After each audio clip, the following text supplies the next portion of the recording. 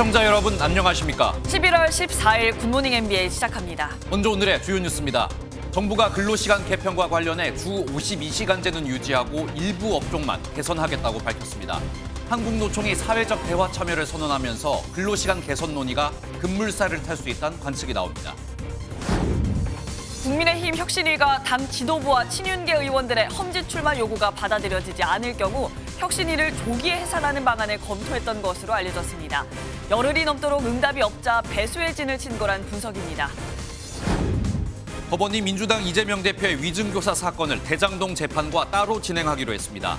내년 4월 총선을 앞두고 1심 선고가 나올지 정치권이 촉각을 세우고 있습니다. 강원도 원주시에서 화재 진압을 하던 소방대원이 추락해 중상을 입었습니다. 서울 홍대 입구역에서는 창가에 불이 나 60여 명이 대피하는 등 화재가 잇따랐습니다.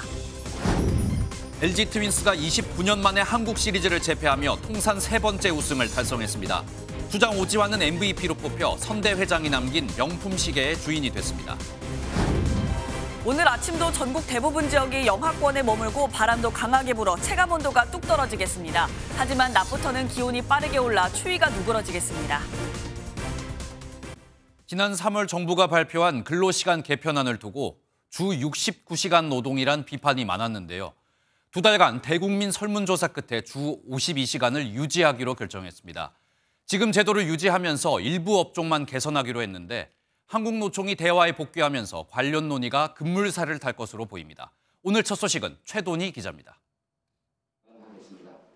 지난 3월 주 최대 69시간 노동이 가능하도록 한 근로시간 개편안을 두고 노동계와 현장에선 비판의 목소리가 이어졌습니다.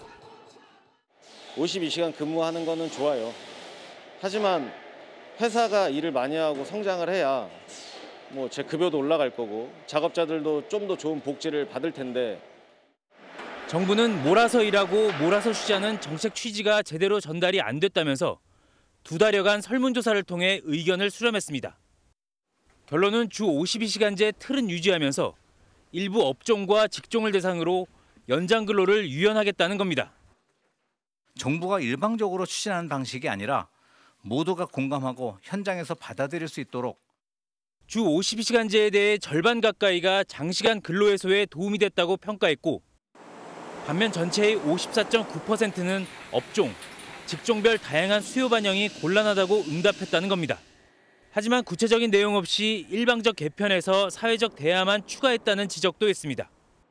여전히 기업 요구에 따르는 노동시간 유연화 제도가 반영된 것이기 때문에 이후 추진에 상당히 좀 여전히 논란과 반발이 또 있지 않겠는가라는 예상.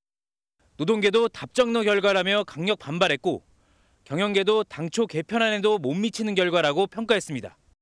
다만 한국노총이 경사노위 탈퇴 5개월 만에 사회적 대화 복귀를 선언하면서 정부의 근로시간 개선 논의가 급물살을 탈 거란 관측도 나옵니다.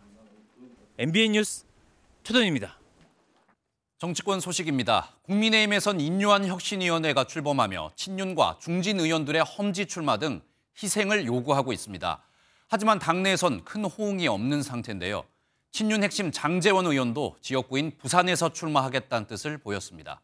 인요한 혁신위는 이런 상황이 계속된다면 조기 해산이란 강수를 검토한 것으로 전해졌습니다. 노태영 기자입니다.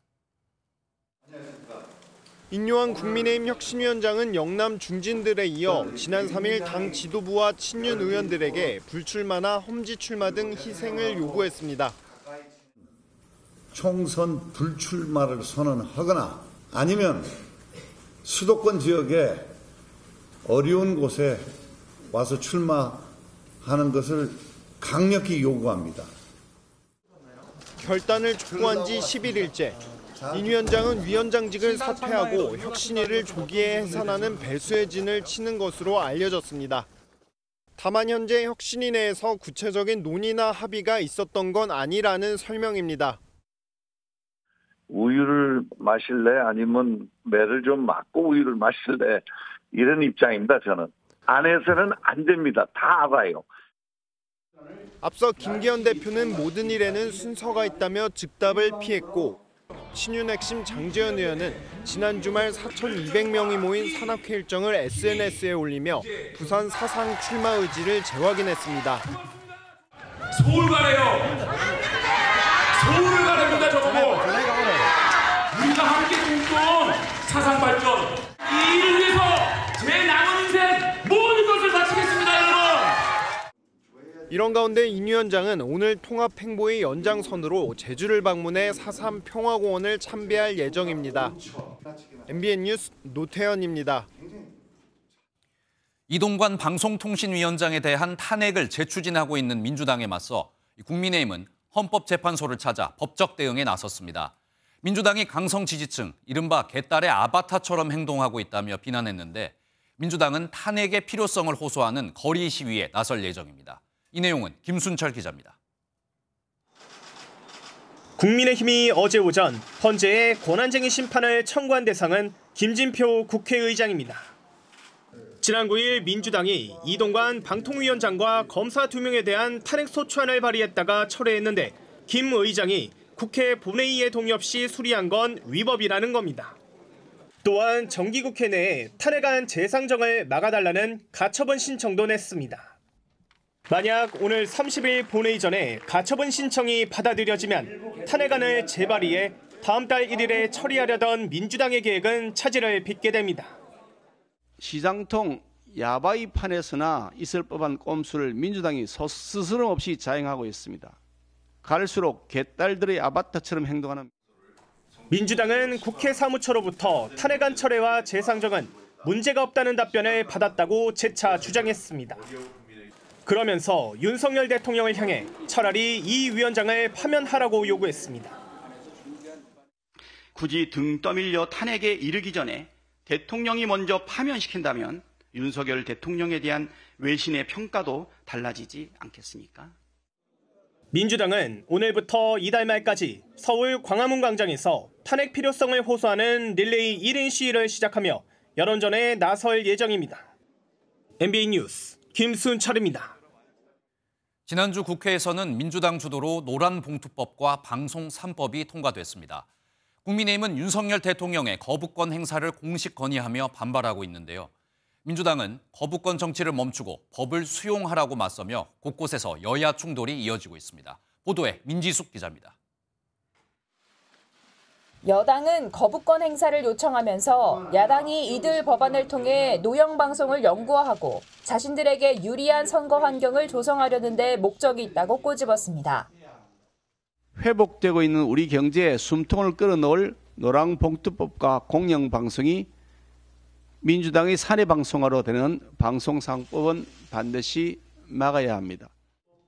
특히 노란봉투법은 문재인 정부 때 추진하지 않고 있다가 야당이 되자 표를 얻기 위해 거대 귀족 노조에 불법 파업 프리패스를 갖다 바친 것이라고 목소리를 높였습니다. 반면 민주당은 윤 대통령은 해당 법안들을 즉각 수용하라고 촉구했습니다. 방송법에 대한 거부권 행사는 언론 통폐합과 언론 숙청에 나섰던 과거 독재 정부를 연상시킨다고 꼬집었습니다. 국민의 매서운 심판 앞에서는 달라지겠다라고 해놓고는 뒤에서는 거부권을 행사하는 말 따로 행동 따로 이런 정치 이제 그만해야 합니다. 한국경영자총협회 등 경제 6단체는 기자회견을 열고 노란봉투법은 노사관계를 파탄에 이르게 한다며 여당의 제의요구권 건의 주장에 힘을 실었습니다. 이와 관련해 대통령실은 관계부처의 의견 수렴 등 절차를 충분히 거친 뒤 윤 대통령이 제의요구권 행사 여부를 최종 결정할 것이라고 밝혔습니다. MBN 뉴스 민지숙입니다. 강원도 원주시의 식품 제조 공장에서 화재가 발생해 진화 작업을 벌이던 소방대원 1명이 추락하며 중상을 입었습니다. 서울 홍대 입구역 인근 상가에서도 불이 나 60여 명이 대피하는 소동이 있었습니다. 보도에 배준우 기자입니다. 소방차 사다리에 올라탄 소방대원들이 공장 옥상을 향해 연신 물을 뿌립니다. 어제 저녁 7시 10분쯤 강원도 원주시 우산동의 5층짜리 식품 제조 공장에서 불이 나 1시간 반 만에 꺼졌습니다. 화재 진화 과정에서 소방대원 1명이 추락해 골반이 부러지는 등 크게 다쳤습니다. 건물 위로 검은 연기가 솟아오릅니다. 어제 저녁 8시 10분쯤 서울 홍대 입구역 인근 상가에서 불이 나 1시간 10분 만에 진화됐습니다. 갑작스럽게 연기가 치솟으면서 인근 카페와 식당에 있던 손님 60여 명이 긴급 대피했습니다. 인명피해는 없었고 지하 1층 노래방과 건물 외벽이 불에 탔습니다. 건물 사이 시래기 쪽에 일단 화재가 났었어요. 추정하기로는 그 밑에 계단식 쪽으로 테이블이 굉장히 물기가 있었는데 그쪽으로 연소확대가 되면서 지하까지 탄 것 같아요. 어제 오후 2시 50분쯤 경남 양산시의 한 자원순환시설에서 큰 불이 나 오후 10시 40분쯤 불길이 잡혀 현재 마지막 잔불 정리가 진행 중입니다. 다친 사람은 없었고 건물 4개 동과 40톤가량의 합성수지 폐기물이 전소됐습니다. MBN 뉴스 대준우입니다. 평소 자신을 무시했다며 앙심을 품고 80대 건물주를 살해한 주차장 관리인이 경찰에 붙잡혔습니다. 그런데 인근 모텔 사장도 공범으로 지목됐는데요. 이 모텔 사장은 숨진 건물주에게 임대료가 밀려 불화가 있던 상황으로 범인의 CCTV를 도우며 도주를 도왔습니다. 이한나 기자가 취재했습니다. 파란색 점퍼를 입은 남성이 출동한 경찰관과 경찰차를 지나치더니 유유히 사라집니다. 해당 남성은 다름 아닌 7시간 전 80대 남성을 살해한 피의자입니다. 그제 오전 9시쯤 서울 영등포구의 한 건물 옥상에서 주차관리인 A씨가 건물주 B씨를 살해했습니다. 사건 발생 약 4시간 뒤에 건물관리인이 숨진 B씨를 발견해 경찰에 신고했습니다. 거래하는 사람이 전화가 왔어. 그래서 올라가 보니까 사장이더라고. 피투성이지 뭐 그냥. 주차장 관리인이던 30대 피의자는 출근하던 피해자를 이곳 옥상으로 유인한 뒤 살해하고 도주했습니다. A씨는 건물 뒤편 모텔에 숨어 있다가 같은 날 오후 5시쯤 지하철 청량리역으로 이동해 강릉행 KTX 열차를 타고 도주했지만 범행 12시간 만에 강릉에서 체포됐습니다. 지난 2020년 4월부터 건물 주차를 관리했던 A씨는 평소 B씨가 자신을 무시한다고 생각해 살해를 결심했다고 경찰에 진술했습니다. 경찰은 A씨를 고용한 인근 모텔 사장인 40대 남성도 A씨가 숨은 모습이 담긴 CCTV를 삭제하는 등 도주를 도운 혐의로 체포했습니다. 이 남성 역시 평소 임대료가 1,000만 원가량 체납되는 등 건물주 B씨와 불화가 있었던 것으로 전해졌습니다. 경찰은 두 사람을 상대로 공모 여부와 범행 전후 과정을 수사할 예정입니다. MBN 뉴스 이한나입니다. 한 30대 여성이 오래전 두 아들을 낳자마자 연달아 산에 묻었다며 경찰에 자수해 구속됐습니다. 2012년과 2015년의 일인데요.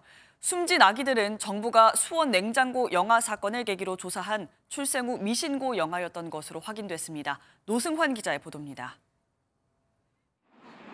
지난 9일 아침 한 30대 여성이 인천경찰청으로 찾아왔습니다. 여성이 경찰에 털어놓은 얘기는 충격적이었습니다. 여성은 출생 신고를 하지 않은 아이들이 있다며 2012년 첫째 아들을 낳자마자 살해해 산에 묻었고 2015년 둘째 아들은 산부인과에서 집에 온 직후 숨져 역시 산에 묻었다고 자수했습니다. 여성을 긴급 체포한 경찰은 이튿날인 지난 10일 이곳 인천 문학산으로 수색팀을 보내 여성이 2015년 유기한 둘째 아들의 유고를 찾아냈습니다. 2012년 9월 태어난 첫째 아들은 서울 도봉산에 유기했다고 여성은 진술했습니다. 경찰은 이에 따라 여성에 대해 살인 등 혐의로 구속했습니다.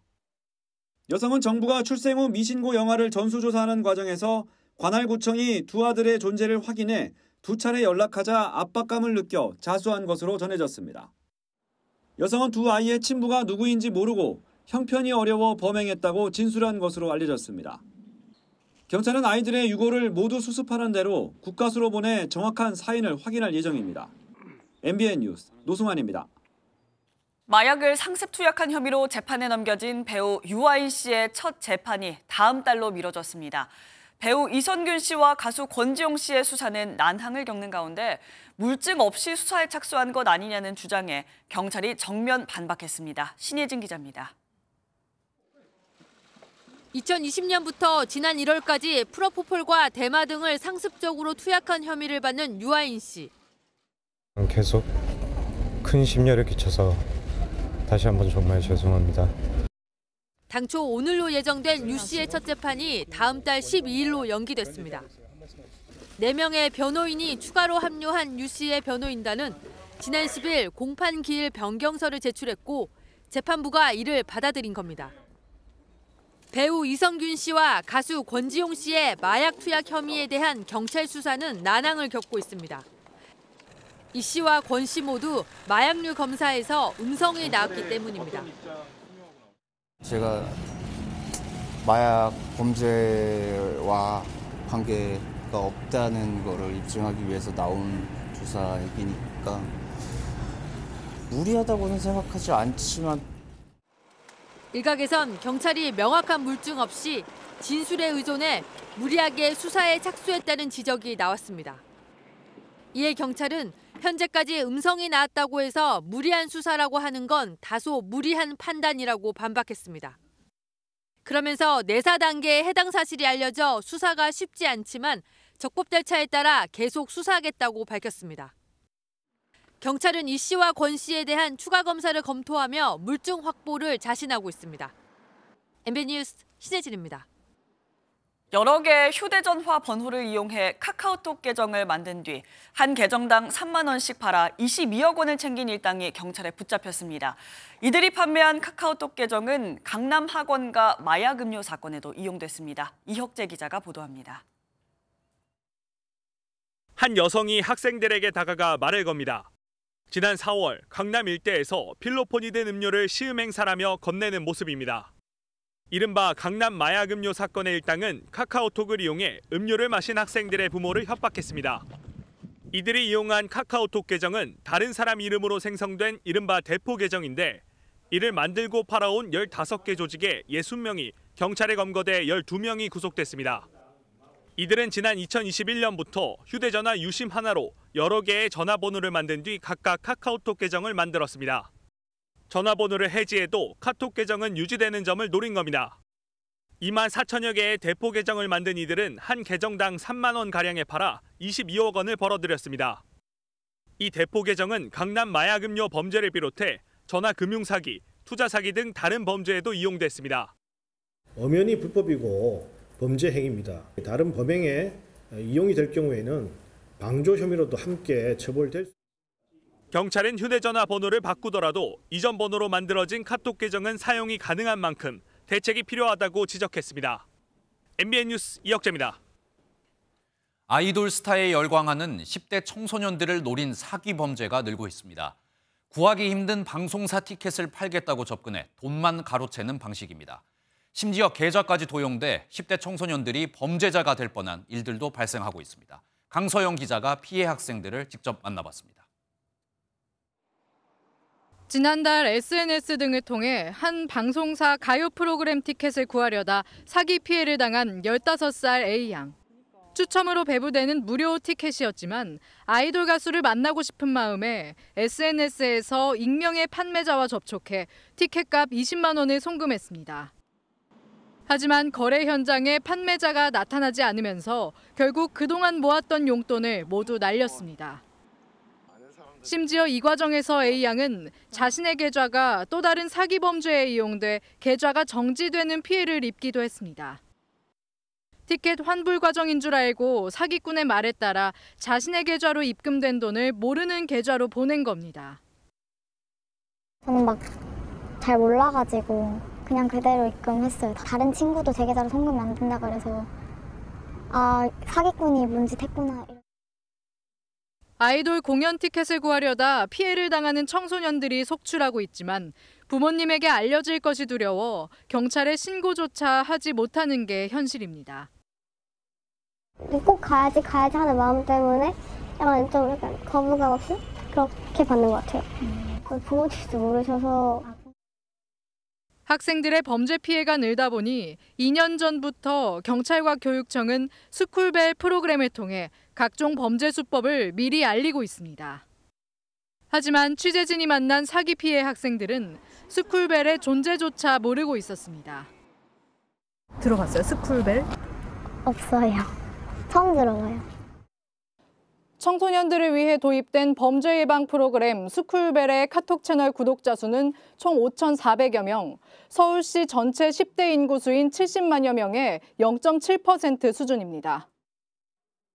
실제 사례를 가지고 이렇게 범죄 예방 교육이라든지 뭐 이런 경제 교육이라든지 이런 것들을 지속적으로 해주는 것들이 되게 중요한 것 같아요.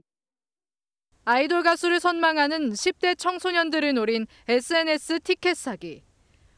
언제든지 범죄의 덫에 빠질 위험에 고스란히 노출되고 있습니다. MBN 뉴스 강서영입니다. 오늘 하루 중요한 일정을 소개해드리는 굿모닝 오늘입니다. 어떤 일정이 있는지 함께 살펴보겠습니다. 윤석열 대통령이 오늘 대통령실에서 국무회의를 주재합니다. 국회 민생법안의 조속한 처리를 요청하고 최근 발표한 정부의 민생정책도 언급할 것으로 전해졌습니다. 또 모레 수능을 앞둔 수험생들에게 응원 메시지도 전할 예정입니다. 한국전쟁 정전협정 70주년을 맞아 한국과 유엔군 사령부 회원국 간의 국방장관 회의가 오늘 국방부 청사에서 처음으로 열립니다. 회의에서는 북한의 유엔 안보리 결의 이행 촉구와 함께 한반도 유사시 유엔사 회원국들이 함께 대응하겠다는 내용의 공동선언도 채택될 예정입니다. 납북자 종합대책을 심의하는 범부처 협의체 납북자 대책위원회가 오늘 개최됩니다. 2012년 6월 이후 무려 11년 만에 재가동되는데 김영호 통일부 장관은 전부처 차원에서 납북자 문제 해결을 위한 관심과 노력을 촉구할 것이라고 밝혔습니다. 법원이 민주당 이재명 대표의 위증교사 사건을 대장동 재판과 따로 진행하기로 결정했습니다. 이 결정이 주목받는 이유는 1심 재판 결과가 내년 총선을 앞두고 나올 가능성이 높기 때문입니다. 홍지호 기자가 전합니다. 법원이 이재명 더불어민주당 대표의 위증교사 혐의 사건을 대장동 위례 성남FC 백현동 의혹 재판과 분리해 진행하기로 결정했습니다. 서울중앙지방법원은 준비기일을 열어 이 대표 측의 병합 요청을 받아들이지 않기로 했습니다. 이 대표 측은 검찰의 악의적인 분리기소라며 매주 재판을 받아야 하기 때문에 방어권 보장이 어렵다고 주장했습니다. 하지만 검찰은 이미 기소된 다른 사건과 시점도 다르고 재판이 지연될 가능성이 크다고 맞섰습니다. 이 대표와 함께 재판에 넘겨진 부동산 개발업자 김모 씨 역시 자신은 다른 사건들과 전혀 관계가 없다며 신속하게 재판을 받을 권리를 보장해달라는 입장을 냈습니다. 다른 팀에 따로 재판 요청했는데 어떤 생각이신가요? 재판부는 사건들의 쟁점이 다르고 김 씨 입장 등을 고려해 병합하지 않겠다고 결정했습니다. 이 대표는 지난 2018년 경기지사 선거 방송에서 있었던 허위 사실 공표에 대한 재판에서 김 씨에게 위증을 하게 한 혐의로 기소됐습니다.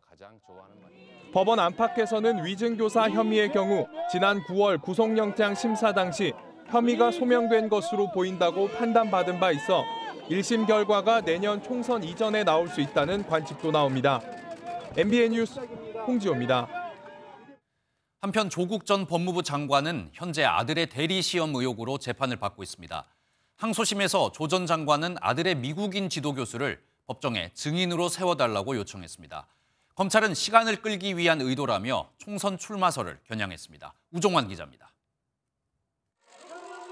조국 전 법무부 장관 측이 재판부에 제프리 맥도널드 교수를 증인으로 신청했습니다. 맥도널드 교수는 지난 2016년 조 전 장관 아들 조원 씨가 조지 워싱턴대 재학 중일 당시 지도교수입니다.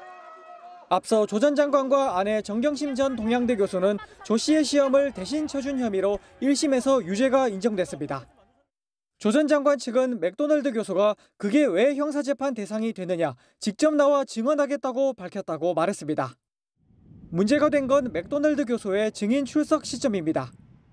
조 전 장관 측은 통역 준비 등을 고려하면 내년 2월이나 3월에 증인 신문이 가능하다고 말했습니다. 당초 재판부는 연말까지 재판을 끝낸 뒤 내년 초 선고를 할 계획이었지만 맥도널드 교수 증인 신문을 하게 되면 선고가 4월 이후로 늦어질 수 있습니다. 조 전 장관이 4월 총선에 출마할 가능성이 나오는 상황에서 총선 전 선고가 불가능해지는 겁니다. 최대한 법률적으로 해명하고 서명하기 위해서 노력을 할 것이고 이것이 안 받아들여진다면 저는 비법률적 방식으로 저의 명예를 회복하는 길을 찾아야 되지 않나. 검사 측은 영상 증언도 가능한데 재판을 지연하려는 게 아니냐며 반발했습니다. 재판부는 서면으로 의견을 주고받은 뒤 영상통화로 보충하는 방법을 제안하면서도 맥도널드 교수를 직접 부를지는 다음 재판 때 결정하기로 했습니다. MBN 뉴스 우종환입니다. 4년 전 문재인 전 대통령의 전 사위가 항공업계 근무 경력이 전혀 없음에도 특혜를 받고 항공사에 채용됐다는 의혹이 처음 폭로됐습니다. 당시 일부 처벌이 내려졌지만 수사는 지지부진했는데요. 검찰이 이 사건에 대해 압수수색에 나서며 본격 수사에 착수했습니다. 박은채 기자가 보도합니다. 검찰이 문재인 전 대통령의 전 사위 서모 씨의 타이 이스타젯 채용 특혜 의혹과 관련해 강제 수사에 나섰습니다.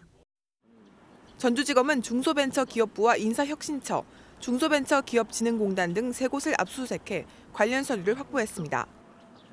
항공업 경력이 전무한 서 씨는 지난 2018년 타이 이스타젯 전무이사로 채용됐습니다. 타이 이스타젯의 실소유주로 의심받는 이상직 전 의원은 공교롭게도 서 씨의 채용 직전 중소벤처기업진흥공단 이사장으로 임명됐습니다. 검찰은 이 전 의원의 임명과 서 씨의 채용의 연관성을 밝히는 데 주력할 방침입니다. 앞으로 그런 비판을 받지 않도록 신속하게 결론을 내리도록 하겠습니다. 앞서 검찰은 이스타항공 관계자로부터 이 전 의원이 박석호 타이 이스타젯 대표에게 서 씨를 채용하라고 지시했다는 진술을 확보한 걸로 알려졌습니다. 이 전 의원은 지난해 5월 공직선거법 위반으로 의원직이 상실됐고 올해 4월 횡령 배임 등의 혐의로 징역 6년형이 확정됐습니다. MBN 뉴스 박은치입니다.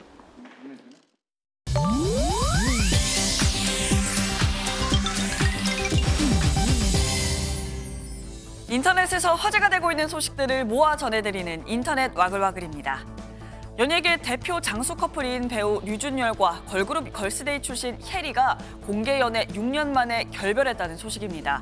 두 배우의 소속사는 어제 둘이 결별한 것이 맞다고 밝혔는데요. 8살 차이인 두 사람은 2015년 드라마 응답하라 1988에서 각각 정환과 덕선 역을 연기하며 인연을 맺었습니다. 그리고는 2017년 열애 사실을 인정하며 공개 연애를 했는데요. 드라마 속 연인이 현실로 이어지면서 누리꾼들의 많은 응원을 받아왔습니다. 구체적인 결별 사유는 알려지지 않았지만 이제는 연인이 아닌 동료로서 서로를 응원하게 되는데요.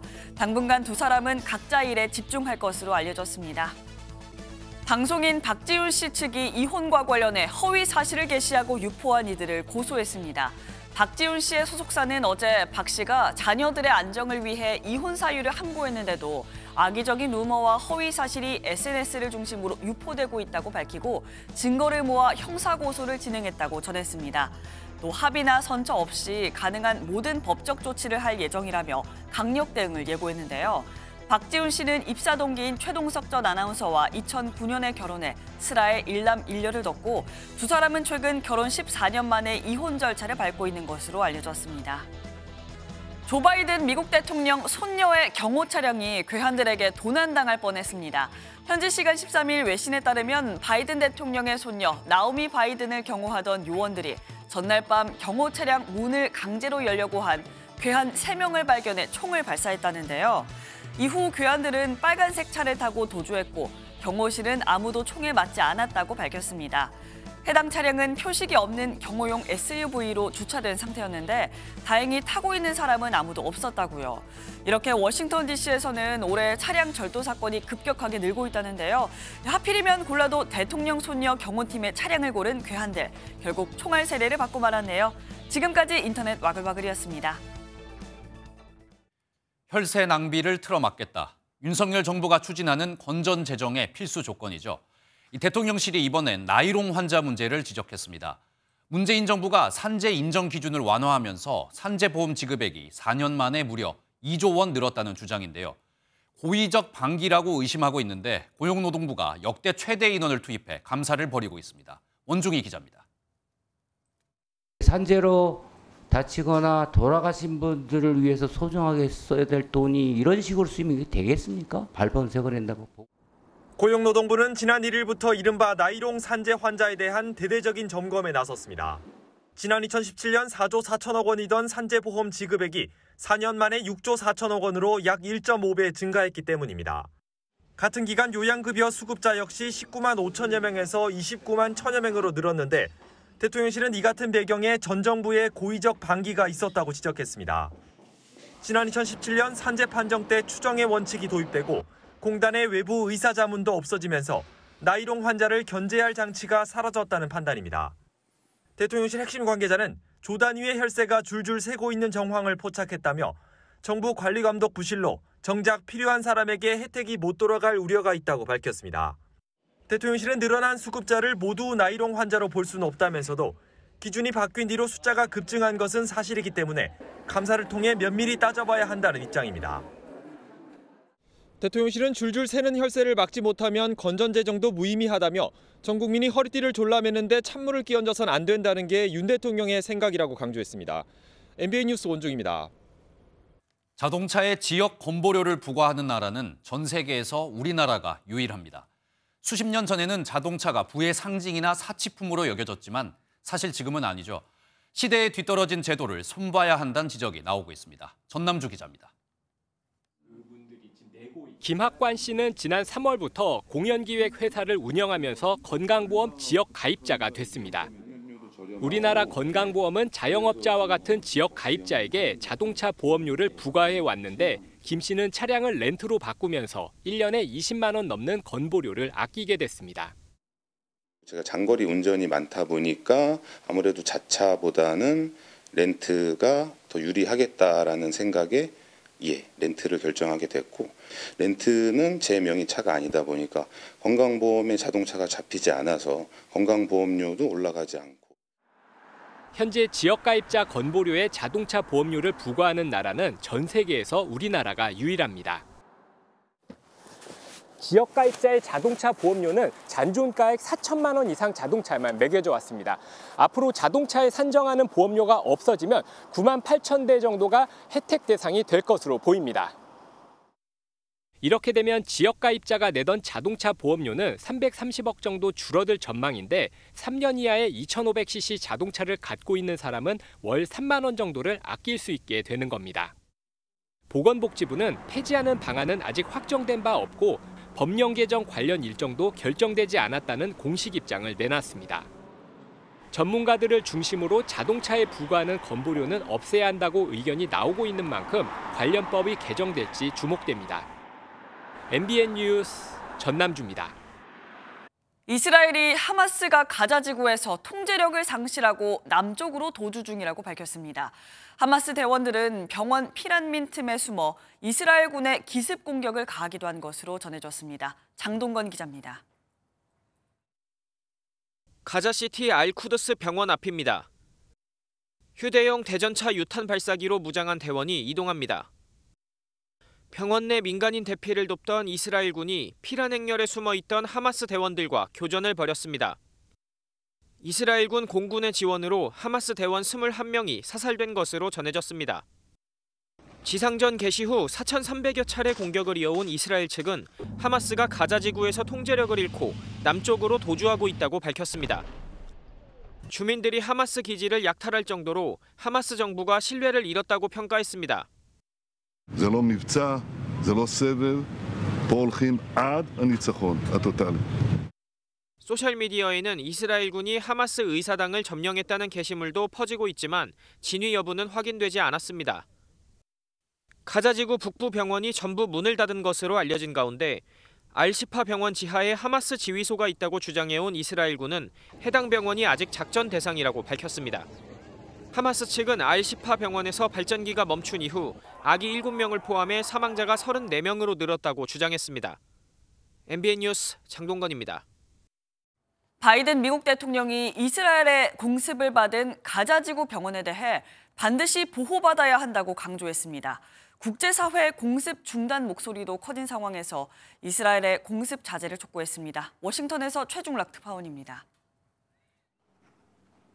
바이든 미국 대통령은 이스라엘의 가자지구 병원 공격에 대해 반대 뜻을 밝혔습니다. 인질 협상이 진행 중인 상황에서 병원은 반드시 보호받아야 한다는 겁니다.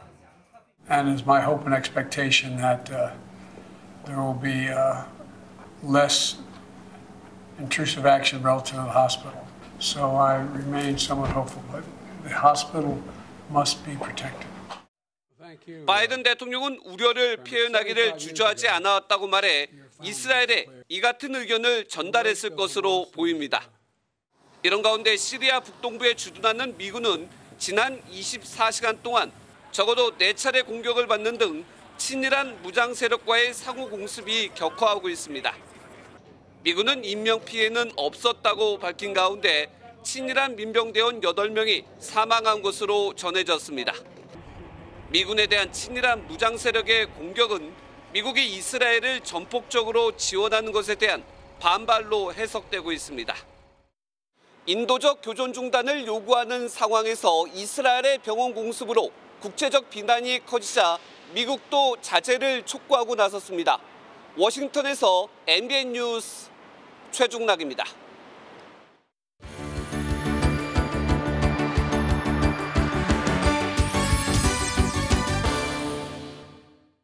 굿모닝 월드입니다.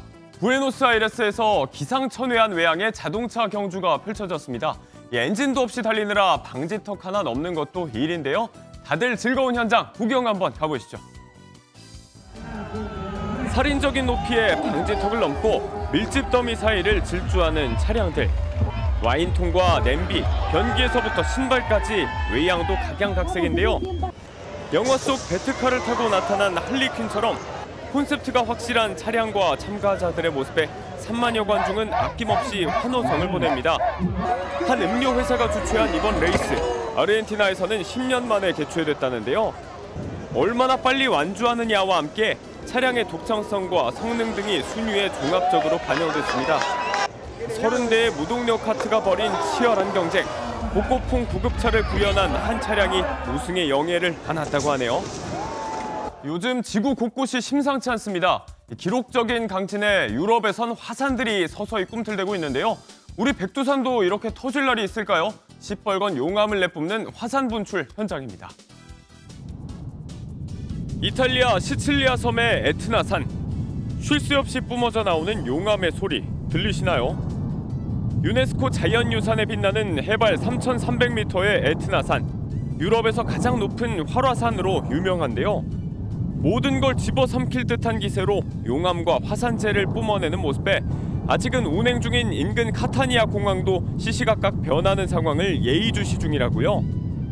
아이슬란드 남서부 레이캬네스 반도에서도 화산 분출 가능성과 함께 지진이 발생했습니다. 도로 곳곳이 쩍 갈라진 가운데 인근 주민들에게도 대피령이 내려졌다는데요. 꿈틀대는 화산들, 유럽은 지금 바짝 긴장하고 있습니다. 자연이 만들어낸 장엄한 풍경, 이번엔 불이 아닌 물이 빚은 장관입니다. 알래스카 한 호수에 속이 다 들여다보일 정도로 투명한 얼음장이 만들어졌는데요. 탄성이 절로 나오는 풍경 전해드립니다. 물길 속이 훤히 들여다보이는 이곳, 놀랍게도 얼음장 위인데요. 그 위로 미끄러져가는 남녀 한 쌍, 그야말로 한 폭의 그림 같습니다. 알래스카 앵커리지의 고산 지역에 있는 레빗 호수. 너무나 춥고 건조한 겨울, 10년에 한 번 나타나는 현상이라는 게 지역 구조요원이자 야외 강사인 이들의 설명입니다. 스케이트를 타는 내내 마치 스노클링을 하며 물속을 탐험하는 기분이었다는데요. 약 10cm 정도의 두께로 얼어붙은 얼음 유리창. 이제 그 위로 3m 가까운 눈이 쌓였다니 이 진귀한 풍경은 또 다음을 기약해야겠습니다. 굿모닝 월드였습니다. 한미 양국의 국방장관이 한미 안보협의 회의를 열고 고도화된 북한의 핵미사일 위협에 대응하기 위해 확장 억제 실행력을 강화했습니다. 미국의 핵 능력과 전략자산 활용을 극대화하는 내용인데요. 이를 위해 한미 국방장관 간 전략문서를 10년 만에 개정했습니다. 권용범 기자가 보도합니다. 신원식 국방부 장관과 로이드 오스틴 미 국방장관이 혈맹을 상징하는 와인색 넥타이를 착용한 채 회의장으로 향합니다. 양국 장관은 북한의 핵 대량 살상 무기 위협에 대응하기 위한 전략문서 맞춤형 억제 전략을 10년 만에 개정했습니다. 북한의 위협이 고도화된 만큼 미국 핵 능력 등 동맹 능력을 활용하는 방안들이 구체적으로 반영됐습니다. 모든 범죄의 군사 능력을 운용하여 대한민국에 확장 억제를 제공하겠다는 미국의 굳건한 공약을 재확인하였으며 동시에 북한의 미사일 위협에 대비하기 위해 미국의 조기 경보 위성 정보 공유 체계 협력 또한 강화하기로 했습니다. 실시간 공유가 이뤄지면 24시간 감시는 물론 지구 곡률 특성상 포착하기 어려운 발사 직후 또는 낙하 직전도 탐지가 가능해집니다. 공동 성명에 이어 한미는 4년 만에 발표한 국방 비전에서 북한을 가장 근본적이고 시급한 위협으로 규정했습니다. 그러면서 유사시 미국 핵작전에 대한 한국의 재래식 지원을 공동 기획하고 실행할 수 있도록 양국이 노력해 나가는 데 뜻을 모았습니다. MBN 뉴스 권용범입니다.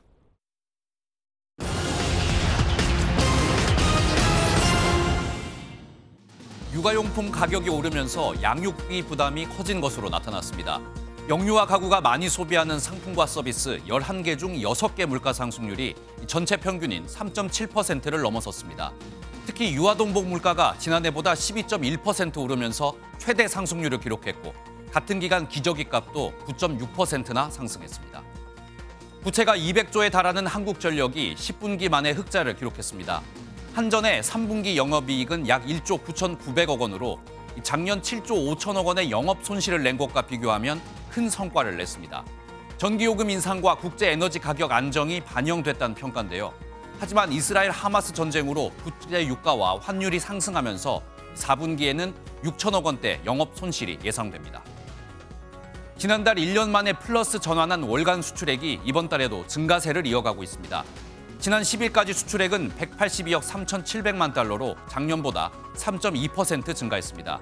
특히 반도체 수출액이 1.3% 늘었는데 작년 9월 이후 14개월 만에 처음 증가세를 보였습니다. 하지만 수입액도 1.2% 증가해 전체 17억 4,100만 달러의 적자를 기록하고 있습니다. 지금까지 굿모닝 경제였습니다.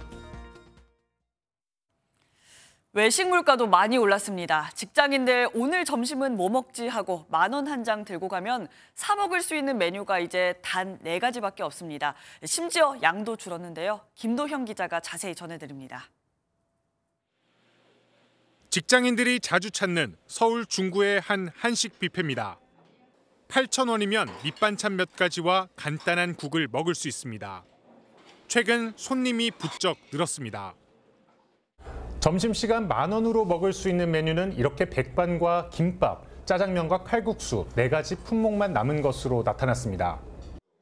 지난해 9,000원대였던 비빔밥은 올해 10,000원을 돌파해 10,000원 이하 메뉴에서 사라졌습니다. 가장 저렴한 점심 메뉴인 김밥 가격은 서울 기준으로 지난 9월 3,215원에서 지난달 또 올랐습니다. 가격 부담에 직장인들은 도시락 등 다른 방법을 찾고 있습니다.